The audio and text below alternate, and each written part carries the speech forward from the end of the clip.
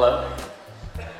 When Mike asked me to be his best man, I immediately started writing a speech. And after a couple weeks, I was pretty excited with the material I had come up with. And then yesterday, playing golf, he went over the ground rules with me and told me what I could and couldn't talk about.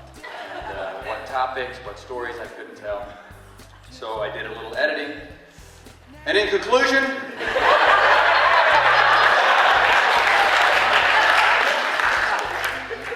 I'm going to try to do a little something. I know a lot of their married friends have been giving them advice, and I thought, being one of Mike's closest friends and having been married for 11 years, I could help out in that. And I started thinking about what people told us, and one of the things you hear it all the time, is don't go to sleep angry. And we decided we were going to do that, and a couple weeks into the marriage, we had our first big fight. And I don't recall what it was about. I'm sure it was about thank you notes. And we vowed we would not go to sleep angry. We were up for 2.5 weeks. And there's really something to it, because it's hard to fight when you're that tired. You stop making sense, the punches are hard to land, you're dehydrated so you can't spit. But after 11 years and 3 kids, you can't keep up with that. So we've amended that, and I give you this piece of advice that's working for us now, is if you start to fight, go to sleep right away. I don't care what time it is. It can be 8 in the morning. She yells at me for not putting the dishes away. Grab a pillow, hit the sack.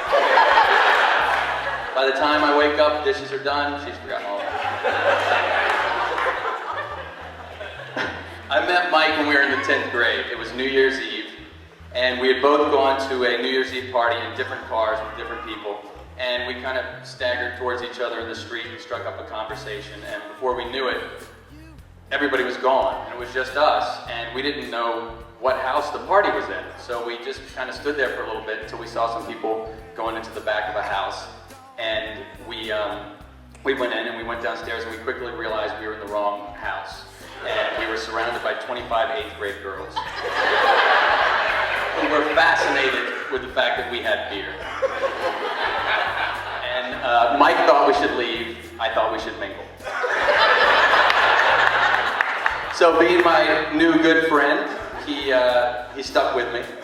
And later that night we were at the right party, and Mike didn't tell anyone that I made out with one of those 8th grade girls. And it was at that point I realized this is the kind of guy you want as your best friend. So we became good friends and hung out all through high school. I went to college.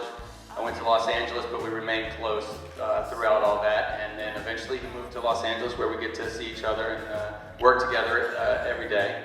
And I remember hanging out at my house, watching TV and sports and playing PlayStation on the couch, and my wife started to ask, "So, was Mike seeing anybody? Or is this going to be it, you guys on the couch?" And that went on for a while, I think. And then Mike and I went to Bo's wedding, where Mike met Megan. And I think he told her he was George Clooney. And she believed it. And a few days after that, he told me, "You know what? I really like this girl. And I think she could be the one." And that was something I'd never heard Mike say before.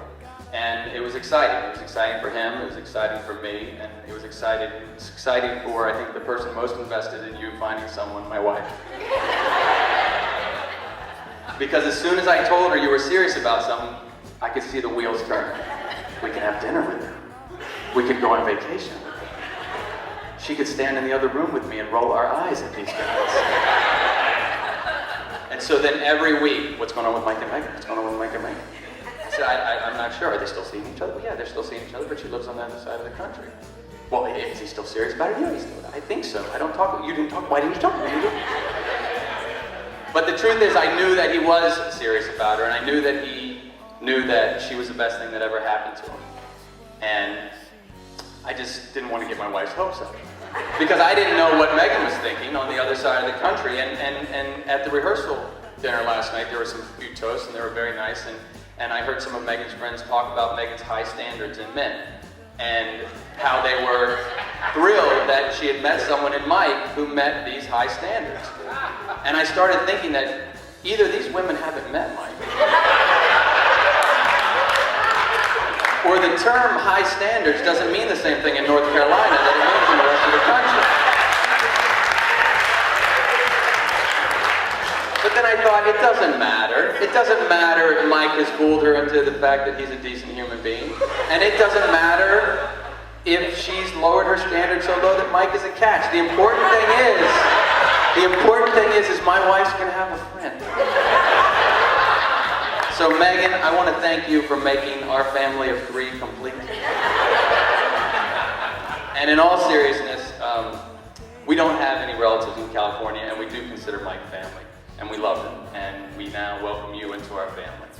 So if you raise a glass to Mike and Megan, a very long, happy, and healthy life.